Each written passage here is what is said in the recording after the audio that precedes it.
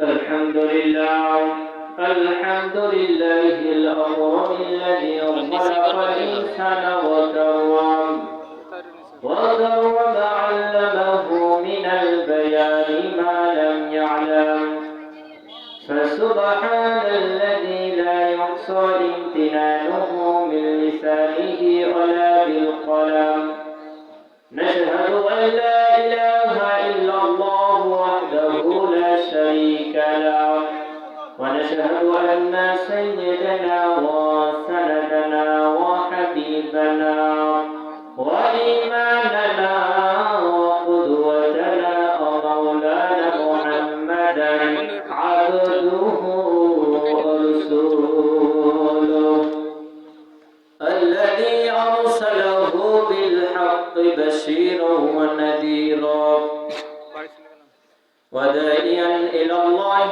بإذنه وسراجا وقمرا منيرا فقد قال الله تعالى في كلامه المجيد والفرقانه الحميد সবাই আমার সাথে জবান ছেড়ে দিয়ে পড়ুন আউযু বিল্লাহি মিনাশ শাইতানির রাজীম বিসমিল্লাহির রহমানির রহিম ওয়া ইন কুনতুম তুহিব্বুনা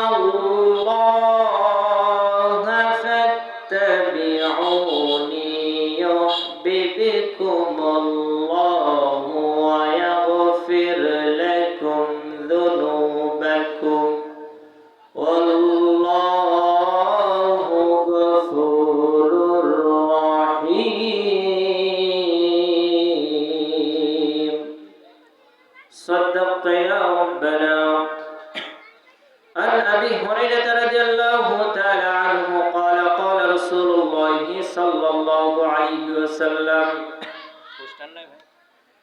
الدنيا سجن المؤمن وجنة الكافر رواه مسلم إن الله وملائكته يصلون على النبي يا أيها الذين آمنوا صلوا عليه وسلموا تسليما اللهم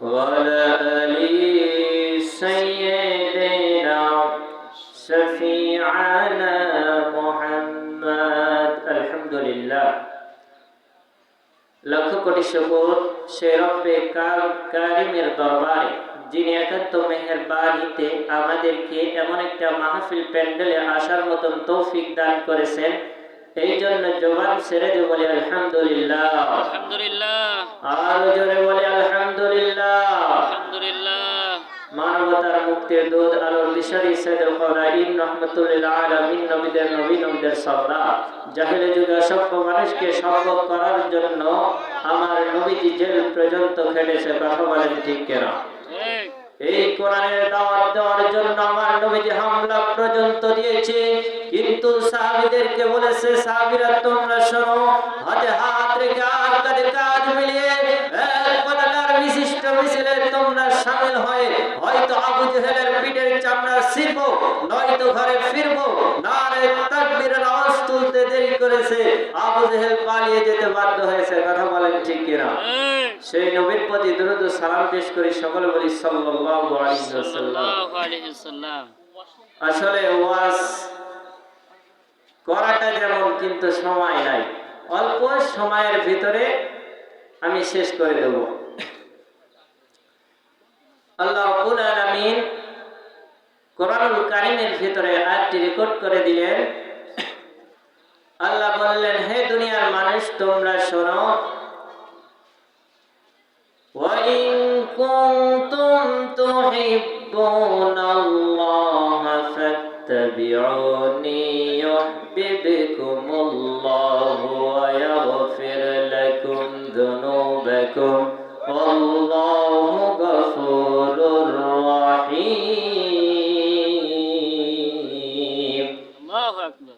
আল্লাহ রাব্বুল আলামিন বললেন, ও পৃথিবীবাসী, তোমরা শোনো, তোমাদের হেদায়েতের জন্য, তোমাদের কল্যাণের জন্য বান্দারে আমি এমন একটা কিতাব নাজিল করে দিয়েছি, এমন একটা গাইডলাইন আমি নাজিল করে দিয়েছি। বান্দারে তোমরা কি করবে? তোমরা আল্লাহকে মানবে এবং বিশ্ব নবীকে তোমরা অনুসরণ অনুকরণ করবে।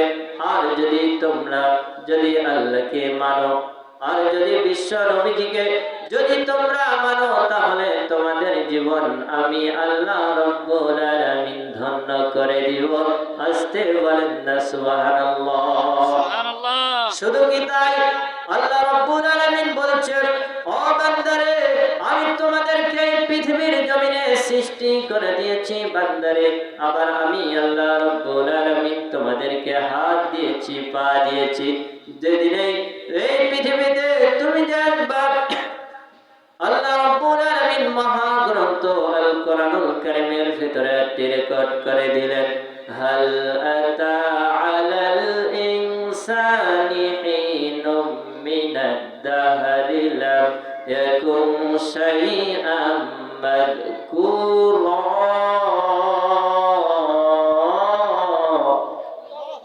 আল্লাহ রাব্বুল আলামিন বললেন, বান্দা শোনো, এই পৃথিবীতে তোমার কোনো যশ ছিল না, তোমার কোনো খ্যাতি ছিল না বান্দারে। তুমি এত কিছু করবা তুমি জানতে না, তুমি বক্তা হবে তুমি জানতে না, তুমি শ্রোতা হবে তুমি জানতে না। এগুলো কারিশমা কার? আরো জোরে বলেন কার? আল্লাহ। আল্লাহ রাব্বুল আলামিন বললেন, ও বান্দারে, এই সমস্ত কিছু আমার। আর তোমরা কি করো? আমার এই কিতাবদের 1000 বছর আগে আসা যে কিতাব, জালিকাল কিতাব, যেই কিতাবের ভিতরে লা রাইবা ফি, কিঞ্চিত পরিমাণ ভুল আর কিঞ্চিত পরিমাণ ভেজাল নেই। সুতরাং আজ যারাই আমাদের মুসলমানের দেশে যায় কোরআন নিয়ে কটূক্তি করেছে, ইসলামের আলোকে নেভাই দেওয়ার ষড়যন্ত্র করেছে, কিন্তু এই পৃথিবীর জমিনে আজ পর্যন্ত একটাও নাস্তিকের বাচ্চা, একটা ইহুদির বাচ্চাদের বেঁচে থাকার ক্ষমতা নাই। কথা বলেন ঠিক কিনা? কিন্তু এই কোরআন নিয়ে যেমনই ভাবে ষড়যন্ত্র করেছিল আমার ভাইরা, আল্লাহ রাব্বুল আলামিন বললেন যে তোমরা শোনো, এই কোরআন নিয়ে যতই ষড়যন্ত্র করো, এই মাহফিল নিয়ে যতই দেখেন, আমরা দেখেছি যে মাহফিল হতে গেলে এমপির কাছ থেকে অর্ডার নিয়ে আসা লাগতো। কথা বলেন ঠিক কিনা? তারপরেও মাহফিল হতে দিত না, দিত নাকি? কিন্তু স্বাধীনতা আমরা পেয়েছি এই তো কিছুদিন হচ্ছে। এই স্বাধীনতা বাংলার জমিনে থাকবে। কথা বলেন ঠিক কিনা? কারণ এই কোরআনের আলোকে যে সমস্ত কাফিরের বাচ্চারা মুখের ফুৎকার দিয়ে ভাই দেওয়ার ষড়যন্ত্র করে, আল্লাহ তাআলা ডাইরেক্ট আয়াত দিয়ে ঘোষণা করে দিলেন, ইউরিদুনা লিইউতফিউ নূরাল্লাহি বিআফওয়াহিহিম ওয়াল্লাহু মুতিম্মু নূরিহি ওয়ালাউ কারিহাল কাফিরুন। যে হে নাস্তিকের বাচ্চারা, হে কাফিরের বাচ্চারা, তোমরা যারা এই ষড়যন্ত্র করো না কেন, এই ইসলামের বাতিকে যারা এই মুখের ফুৎকার দিয়ে ভাই দেওয়ার ষড়যন্ত্র করো না কেন, যেমন ভাবে ষড়যন্ত্র করেছিল আবু জেহেল, আবু লাহাব, ওলীদ ইবনে মুগীরা, এই পৃথিবীর জমিনে একটাও নাস্তিক, একটাও মুরতাদ বেঁচে নাই। আওয়াজ দিয়ে বলেন কথা ঠিক না বেঠিক? সুতরাং আমরা এখন বলতে চাই, আমাদের কোরআনের আইন এই বাংলার জমিনে চলবে। কথা বলেন ঠিক কিনা? আর যারাই বাধা দিতে আসবে তাদেরকে এই পৃথিবীর জমিনে পিটাতি আমরা চিরবিদায় করে দেব। কথা বলেন ঠিক কিনা? আমার ভাইয়েরা, আমরা দেখেছি এই কোরআনের তাফসীর যেখানে হতো, অনেক আলেমদেরকে গ্রেফতার করা হতো। কথা বলেন ঠিক কিনা? ডক্টর শফিকুল ইসলামের কি অপরাধ ছিল? রিমান্ডে নেওয়ার পরে 12টা দিন তাকে অজ্ঞান করে রেখেছিল। আমরা তো খেলার জন্য প্রস্তুত ছিলাম। আমরা দেখেছি খেলতে গেলে হাত হয়তো ভেঙে যেতে পারে, পা হয়তো ভেঙে যেতে পারে, অনেক ভাইদেরকে শাহাদাত বরণ করা লাগতে পারে। কথা বলেন ঠিক কিনা? এই জন্য আমরা খেলার জন্য প্রস্তুত থেকেছি, কিন্তু বাতিল শক্তিরা খেলবার মাঠ থেকে পালাতে বাধ্য হয়েছে। আওয়াজ দিয়ে বলেন কথা ঠিক না বেঠিক? আল্লাহ রাব্বুল আলামিন ডাইরেক্ট আয়াত রেকর্ড করে দিলেন যে ইন্না বাতশা রাব্বিকা লাশাদীদ, যে সবাই ধরে বারবার, আল্লাহ ধরে একবার। আওয়াজ দিয়ে বলেন আল্লাহ ধরে কয়বার? একবার। ভয় করে? আগে নাই করতে, এখন কি আর করে? না। আওয়াজ দিবেন 100 100, আপনারা দিবেন আওয়াজ, আমি করব ওয়াজ, জবাব দেবেন ঠিক ঠিক, আলোচনা হবে কমপ্লিট। কিছু হবে অ্যাঙ্গেলে, কিছু হবে প্যান্ডেলে, শ্রোতাদের স্পিরিটে বারে বক্তার হিট, আলোচনা হবে জায়গা মতো ফিট। কথা বলেন ঠিক কিনা? সুতরাং এখন তো আর প্যান্ডেল হওয়ার সুযোগ নেই, এখন যা হবে সব সংসদে। আওয়াজ দিয়ে বলেন কথা ঠিক না বেঠিক? আল্লাহ রাব্বুল আলামিন মহাগ্রন্থ আল কোরআনুল কারীমের ভিতরে আয়াতটি রেকর্ড করে দিলেন। আল্লাহ রাব্বুল আলামিন বললেন, ইয়া আইয়ুহান নাবিয়্যু জাহিদিল কুফফার ওয়াল মুনাফিকিনা ওয়াগলুয আলাইহিম ওয়া মাওয়াহুম জাহান্নাম ওয়া বিইসাল মাসীর। আল্লাহ রাব্বুল আলামিন বললেন, ইয়া আইয়ুহান নাবিয়্যু, যে হে নবী তুমি জানায়ে দাও, জাহিদিল কুফফার, যারা কাফের, ওয়াল মুনাফিক, যারা মুনাফিক, তারা কি করবে? জাহিদিল কুফফার ওয়াল মুনাফিকিনা ওয়াগলুদ আলাইহিম, যে তাদের ব্যাপারে তুমি জিহাদ করতে বলো, এবং ওয়াহুম জাহান্নাম, তাদের ঠিকানা হচ্ছে জাহান্নাম, অবিইসাল মাসির, সে একটি নিকৃষ্ট জায়গা। আমার ভাইরা বলেন তো, জাহান্নাম কি খুব ভালো জায়গা নাকি? না। কিন্তু জাহান্নামে যাবে কারা? যারা কলমের খোসা মেরে, শত শত টাকা দিয়ে যারা বেগম পাড়ায় বাড়ি করেছে, ওই সমস্ত লোকেরাই মাসালাকুম ফি সাকার, ওই সমস্ত মানুষদেরকে আল্লাহ তাআলা সাকার নামের জাহান্নামে দিয়ে দিবে। আওয়াজ দিয়ে বলেন কথা ঠিক না বেঠিক? সুতরাং আমরা দেখেছি এই কোরআনুল কারীম যদি বাংলার ট্রাইব্যুনালে যদি চলে, টেকনাফ থেকে তেতুলিয়া, আর রূপসা থেকে পাথরিয়া, সুন্দরবন থেকে বান্দরবন, বান্দরবন থেকে সুন্দরবন, যদি এই কোরআনের আলো যদি ছড়াই দিই, তাহলে আপনারাই বলেন তো একটা নামাজ বাদে কি লোক পাওয়া যাবে? কিন্তু আমরা মুসলমান, আমাদের ইমানের পাওয়ার বৃদ্ধি হচ্ছে না কমছে? আমাদের ইমানের পাওয়ার বৃদ্ধি হচ্ছে না কমছে? সুতরাং এই জন্য দেখতে হবে আমাদের ইমানের পাওয়ার কতটুক বেশি। কিন্তু ইমানের পাওয়ার বেশি এখন হবে, কিন্তু যারাই বাধা দিত ইমানের পাওয়ার, যারাই কমাতে আসতো, তারাই আজ মামু বাড়ি দিল্লি চলে গিয়েছে। আওয়াজ দিয়ে বলেন কথা ঠিক না বেঠিক? আল্লামা দেলোয়ার হোসেন, শহীদ দেলোয়ার হোসেন সাইদি সাহেব বলেছিল, গুলিস্তান কি পর্বতকে নিয়ে के उल्लो कफी है, गुलिस्तान के हर शर उल्लो बैठे है, फिरंजाब गुलिस्तानी है। ফুল বাগান ধ্বংসের জন্য একটা হুতুম পেশাই যথেষ্ট। হুতুম পেশা অবশেষে প্রত্যেক ডালে ডালে ফুল বাগানের অবস্থা কি হবে আল্লাহই জানে। সুতরাং আপনারা কি কাফিরের মতো কাফের মেহমানদের গোলামি করে মরতে চান? যদি না চান, বিড়ালের মতো 500 বছর বেঁচে থাকার লাভ নাই, সিংহের মতো 1 ঘন্টা বাঁচতে চাই। আওয়াজ দিয়ে বলেন কথা ঠিক না বেঠিক? সুতরাং আমরা মুসলমান, আমরা তো খেলার জন্য প্রস্তুত থেকেছি। আমরা দেখেছি খেলতে গেলে হাত হয়তো ভেঙে যেতে পারে। এই কোরআনের পক্ষে থাকতে গেলে আমার উপর, আপনার উপর বাধা বিপদ আসতেই পারে, কিন্তু সমস্ত কিছু মেনে নিয়ে কোরআনের কথা বলতে হবে। আওয়াজ দিয়ে বলেন কথা ঠিক না বেঠিক? আমি যখন বাসা থেকে রওনা দিয়েছি, আমার মা আমার বাবাকে বলেছি, ও মা, আমি তোমাকেই বলতে চাই, ও আব্বা, আমি তোমাকে বলতে চাই, যদি কখনো খবর শুনতে পাও আমি সাধুখালী পূর্ব পাড়ার মঞ্চে কথা বলার জন্য অলসতা পান করেছি, যদি আল্লাহর কোরআন দিয়ে যদি দেশ চলতো, আল্লাহর কোরআন দিয়ে যদি বিচার ফয়সালা হতো, আল্লাহর কোরআন দিয়ে যদি জজ উকিল সমস্ত কিছু যদি চলতো, চোর বাটপার 1 মিনিট টিকতে পারতো না। আওয়াজ দিয়ে বলেন কথা ঠিক না বেঠি? সুতরাং আমরা তো সেই খালিদের জাত, ওয়ালিদের জাত, আমরা তো জীবন দিতে জানি, হাত দিতে জানি, পা দিতে জানি, কিন্তু বাতিলের সামনে মাথা নত করতে জানি না। আওয়াজ দিয়ে বলেন কথা ঠিক না বেঠি?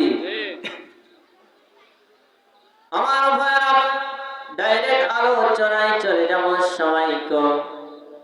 আল্লাহ রাব্বুল আলামিন আয়াতটি রেকর্ড করে দিলেন, وَإِنَّكَ لَعَلَى خُلُقٍ عَظِيمٍ।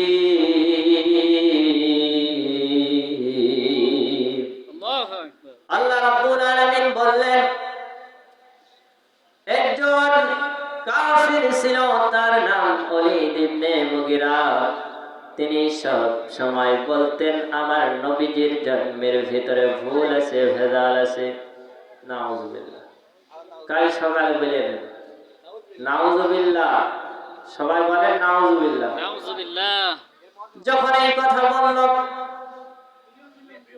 এরপরে আল্লাহ পাক রব্বুল আলামিন বিশ্ব নবীজি যখন দুনিয়ার ময়দানে, যখন বিশ্ব নবীজি কাঁদছে, চোখ দিয়ে টপ টপ করে পানি পড়তেছে, এমন সময় আল্লাহ রাব্বুল আলামিন জিবরিল আলাইহিস সালাতু ওয়াস সালামকে দুনিয়ার ময়দানে পাঠিয়ে দিয়ে বললেন, হে জিবরিল, তুমি চলে যাও দুনিয়ার ময়দানে, দেখো আমার বন্ধু কাঁদতেছে। এরপরে জিবরিল আমিন একটা সার্টিফিকেট নিয়ে দুনিয়ার ময়দানে চলে আসলো।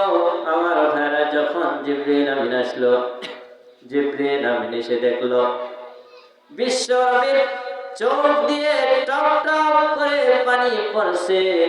বিশ্ব নবীজি এমন কান্না কাঁদতেছেন।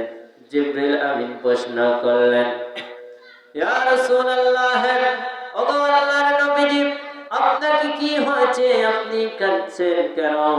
এরপরে বিশ্ব নবীজি বলল, ওলীদ ইবনে মুগীরা বলেছে আমার জন্মের ভিতরে ভুল আছে, ভেজাল আছে। নাউজুবিল্লাহ। যখন এই কথা, যখন ওলীদ ইবনে মুগীরা যখন বলেছে, এরপরে জিবরিল আলাইহিস সালাতু ওয়াস সালাম যে বলল, তুমি শোনো। এরপর আল্লাহ পাক রব্বুল আলামিন জিবরিল আলাইহিস সালাতু ওয়াস সালামের কাছে একটা সার্টিফিকেট পাঠিয়ে দিলেন। দেওয়ার পরে বললেন, ও বিশ্ব নবীজি, তুমি শোনো, তুমি আর কোনো টেনশন করো না, হতাশা হয় না। ও জিবরিল রে, তুমি শোনো, আল্লাহ পাক রব্বুল আলামিন। এই বলে আমার সংক্ষিপ্ত আলোচনা শেষ করছি। ওয়া আখিরি দাওয়ানা আলহামদুলিল্লাহি রাব্বিল আলামিন। আসসালামু আলাইকুম ওয়া রাহমাতুল্লাহি ওয়া বারাকাতুহু।